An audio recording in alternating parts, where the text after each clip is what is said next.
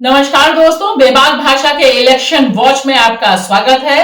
2024 का चुनाव इसलिए भी खास है क्योंकि संभवतः यह पहला चुनाव है जहां देश का कॉन्स्टिट्यूशन, संविधान चर्चा में बना हुआ है। और चर्चा में सिर्फ एक तरफ से नहीं बना हुआ है, चर्चा में दोनों तरफ से है। यानी विपक्ष ने पहले आरोप लगाया कि अगर मोदी जी तीसरी बार आए तो देश का कॉन्स्टिट्यूशन बदल देंगे। और देखिए, मोदी जी ने भी एक के बाद एक लगातार यही आरोप लगाया कि कांग्रेस दरअसल देश का कॉन्स्टिट्यूशन बदलना चाहती है। एक तरफ राहुल गांधी हैं जो कॉन्स्टिट्यूशन की किताब लेकर बहुत कुछ कहना चाहते हैं। आइए सबसे पहले सुनते हैं राहुल गांधी, जो कांग्रेस के नेता हैं, विपक्ष का सबसे बड़ा चेहरा है, वह दरअसल 2024 में किस तरह से कॉन्स्टिट्यूशन को प्ले कर रहे हैं। लोकतंत्र जो है, जिसने दलितों को, पिछड़ों को, आदिवासियों को, गरीब जनरल कास्ट को आवाज दी, वो सब खत्म हो जाएगा अगर ये किताब खत्म हो जाएगी। माताएं जो बैठी हैं, ये बात को समझिए, ये मामूली किताब नहीं है। बीजेपी के नेताओं ने साफ कहा है, अमित शाह ने कहा है, बड़े बड़े नेताओं ने कहा है कि अगर चुनाव में जीत होगी तो कॉन्स्टिट्यूशन को बदल दिया जाएगा, रद्द कर दिया जाएगा। यह हिंदुस्तान की गरीब लोगों की आत्मा है, इसको कोई नहीं छूने वाला है। दुनिया में कोई शक्ति नहीं है जो इसको बदल सके। ये बीजेपी वाले सपने देख रहे हैं। कांग्रेस पार्टी ने, अंबेडकर जी ने मिलकर, हिंदुस्तान की जनता के साथ मिलकर अंग्रेजों से लड़ाई की, और ये जो कॉन्स्टिट्यूशन है, ये जो संविधान है, ये जो हिंदुस्तान की आवाज है, ये हमने बनाया। सारे के सारे अधिकार इस किताब से मिलते हैं। और अब आइए सुनते हैं देश के माननीय महान प्रधानमंत्री नरेंद्र मोदी जी को कि वे किस तरह से कांग्रेस के ऊपर आरोप लगा रहे हैं कि वह देश के कॉन्स्टिट्यूशन ही नहीं, आरक्षण में रद्दोबदल करना चाहती है। और यहां पर एक बहुत ही कम्युनल कार्ड वह खेलते हैं। वह लगातार बोलते हैं कि देश में आरक्षण को चेंज करके वह कांग्रेस SC ST का जो कोटा है, उसका जो हक है, वह मुसलमानों को देना चाहती है। आइए सुनते हैं प्रधानमंत्री के महान उद्गार। संविधान बदल देंगे, आरक्षण खत्म कर देंगे। मध्य प्रदेश, उड़ीसा की राजधानी, मिजोरम की धरती से, कश्मीर से, हरियाणा की जमीन में, जुहू बीच, मुंबई, हैदराबाद से।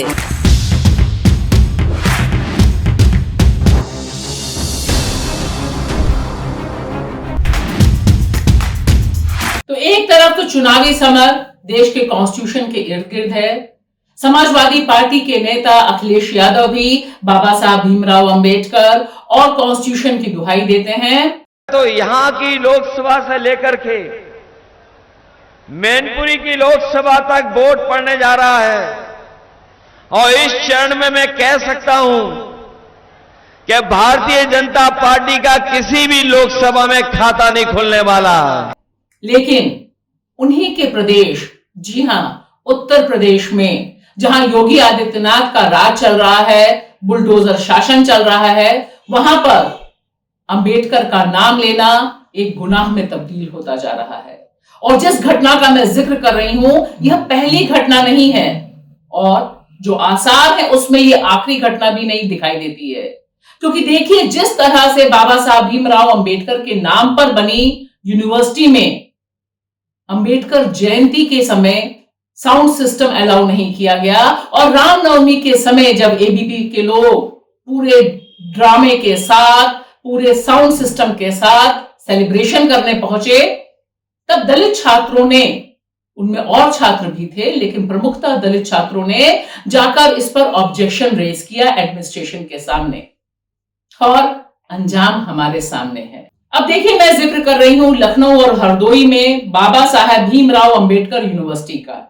यहां पर 23 छात्र अभी भी गिरफ्तार हैं, जिसमें से 20 दलित समाज से आते हैं।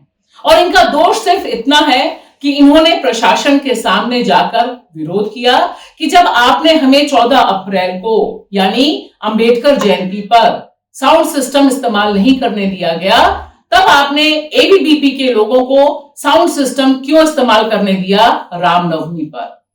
और यह विरोध इतना भारी पड़ा कि इसमें 23 लोग तो जेल के भीतर हैं, 20 उसमें से दलित हैं और 6 छात्रों को सस्पेंड तक कर दिया गया है। अब देखिए यह अंजाम है, और ये जो खबर है वायर की, यह बहुत इंपॉर्टेंट खबर है, क्योंकि इससे यह भी पता चलता है कि किस तरह से एक सीक्वेंस बना हुआ है। इस खबर में यह भी जिक्र है कि किस तरह से बाबा साहब भीमराव अंबेडकर की जो स्टैचू है उसे लगाना, उसे बनाना एक अपराध हो गया है। पूरा का पूरा जो माहौल बनाया जा रहा है, और शायद यही वजह है कि उत्तर प्रदेश में सेव कॉन्स्टिट्यूशन एक मूवमेंट के तौर पर चल रहा है। और जिस तरह से यहां पर छात्रों की पिटाई हुई, गिरफ्तारी हुई, और गिरफ्तारी के बाद यह गिरफ्तारी 7 अप्रैल का मामला है रामनवमी का, जिसका विरोध हुआ। 25 अप्रैल को तकरीबन आधी रात को इन दलित छात्रों को गिरफ्तार किया गया, और कहीं कोई सुनवाई नहीं है। और यह पहला मामला नहीं है, क्योंकि इससे पहले हमने देखा कि मुंबई में टिस में किस तरह से दलित स्कॉलर को निशाने पे लिया गया, उसे पढ़ने से और तमाम कैंपस में जाने से भी रोक दिया गया। और महाराष्ट्र मत भूलिए, महाराष्ट्र में वर्धा में महात्मा गांधी हिंदी विश्वविद्यालय में भी यही हुआ है। यानी एक तरफ कॉन्स्टिट्यूशन की दुहाई है चुनाव में, और दूसरी तरफ कॉन्स्टिट्यूशन पर ही दांव लगा हुआ है। इसी क्रम में हमने बात की सफाई कर्मचारी आंदोलन के नेता बिजवाड़ा विल्सन से। लोग का एक भी विश्वास है कॉन्स्टिट्यूशन ऑफ इंडिया पे है, संविधान सिर्फ ये देश का नागरिक का बचेंगे, वो उनका सबका एक विश्वास बन गया। सो अभी नेतागण का क्या होगा, हम भी कॉन्स्टिट्यूशन का बचाने के काम पे है। अगर वो नहीं बोले तो कोई नेता का विश्वास करना ये देश का नागरिक तैयार नहीं है। इसलिए वो लोग ने बोलेगा ये बार हम जीत जाएंगे, ये बार हम वो जाएंगे। ये क्यों बोल रहे हैं? ये घुमा के बोलने के वजह एक ही है, वो लोग ने समझ लिया, लोग ने नेता का विश्वास करने का काम पे अभी कोई नहीं है, भरोसा नहीं है। क्यों? तो झूठ इतने फैलते हैं, इतने बताते हैं झूठ, कोई किसी का विश्वास नहीं है। और इसी से मैं जोड़ना चाहूंगी एक अहम डेवलपमेंट को। यह अहम डेवलपमेंट हुआ है तमिलनाडु में। तमिलनाडु में मद्रास हाई कोर्ट ने एक ऐतिहासिक फैसला सुनाया है, और यह ऐतिहासिक फैसला जुड़ा हुआ है सफाई कामगारों से। उसने साफ साफ दो टूक शब्दों में कहा कि मैनुअल स्कैवेंजिंग रिलेटेड जो मौतें होती हैं वो जहां पर भी होगी, उस कॉरपोरेशन का जो मुखिया होगा, जो कमिश्नर होगा, जो पंचायत का मुखिया होगा, जो भी लोकल बॉडी का मुखिया होगा, उसके नाम पर एफआईआर होगी। क्योंकि अभी तक जो चलन रहा है वह रहा है कि किसी ठेकेदार, सब ठेकेदार के नाम पर सारा दोष मढ़ दिया जाता है, और सिस्टम बहुत आराम से इन हत्याओं को देखता रहता है। मद्रास हाई कोर्ट का यह फैसला, उसकी अहमियत, इस पर हमने बात की दीप्ति सुकुमार से, जो चेन्नई में रहती हैं और जिनकी याचिका पे यह सब कार्रवाई हुई। 2017 को उन्होंने दरवाजा खटखटाया था मद्रास हाई कोर्ट का। आइए सुनते हैं दीप्ति को। मद्रास हाई कोर्ट ने फैसला सुनाया है, बहुत ही रिवोल्यूशनरी फैसला है, क्योंकि पहली बार बहुत से ऐसे पहलुओं पे उन्होंने बात की है कि सबसे जो टॉप में लोग बैठे हैं उन्हें दोषी करार दिया जाए जब भी सीवर और सेप्टिक टैंक में डेथ हो। It started with the 2003 PIL in the Supreme Court, from where we got the judgment for the sewer deaths. Of course, we have got many orders in that particular judgment, in the 2014 Supreme Court judgment order. For the sewer deaths, they have given a compensation of 10 lakhs. And also, they have been very strictly telling the governments, both the union government and the state governments, to implement the act very strictly. That was the major components of the 2014 Supreme Court judgment order. That the deaths in Tamil Nadu were the highest number. They are showing the highest numbers in Tamil Nadu. So then the compensations were not being adequately done in Tamil Nadu. Though of course we kept pushing it by visiting collectors' offices, by visiting the government offices, and trying to give petitions on individual basis. See, every time a death happens, we saw that immediately it was only the contractor's name that would be upfront. Anywhere it will be reported, not even the contractor's name, the subcontractor. Yes, subcontractor to subcontractor. There is so many layers. Like recently, there was one case. It is so confusing, and they will communicate directly to the victim, and they will not give the money directly. They will say, "No, you put the money in this one's FD, that one's FD." The parents are there. Parents have to be supported. We must give some money to the parents.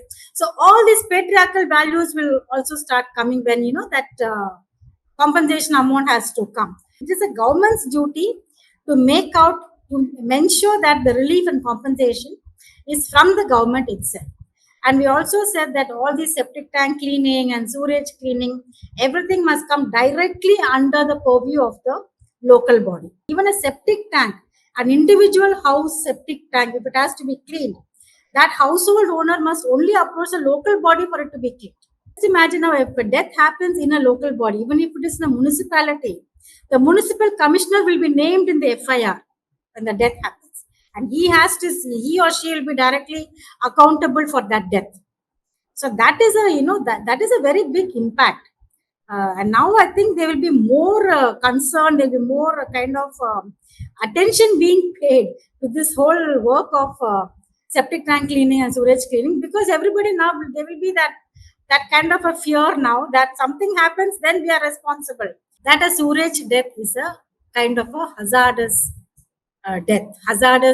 work death. It is an atrocity. It is an atrocity not only under the Manual Scavenging Prohibition Act, it is an atrocity even under the Scheduled Caste, Scheduled Tribes Prohibition of Atrocity Act. So it is a human rights atrocity, it's a human rights violation and an atrocity. So in no way you can compare this with a hazardous death duty due to some cleaning in risky no, it is not. The person who is putting the person into the manual knows completely fully well that there is a risk of death, but yet you are forcing that person, because that person is kind of vulnerable because of the caste and because of the social compulsion and the caste compulsion that he or she is getting into the septic tank or into the manhole. Madras High Court, that is. It's not it's not district sessions or bench court. It's the Madras High Court that has given these orders, and orders with such clarity. There is no kind of complicated use of language, or there is no confusing use of language. The orders have been laid out very clearly and very concisely as to what the government has to do. And I think this is definitely a precedent, and it will be carried out across India. People are able to report, the press is able to report these things without anything, any cover or anything like that. 88 deaths. If you look at the analysis of the deaths that are happening, it's in the major corporations, large municipalities where the deaths are happening. But septic tanks, they are everywhere. And with the huge numbers of toilets that have been constructed, especially under the, this Swachh Bharat Abhiyan and all that, there is a huge thing that is awaiting us. So this is only a tip of the iceberg. Actually, it will follow. It has to be carried out across the country.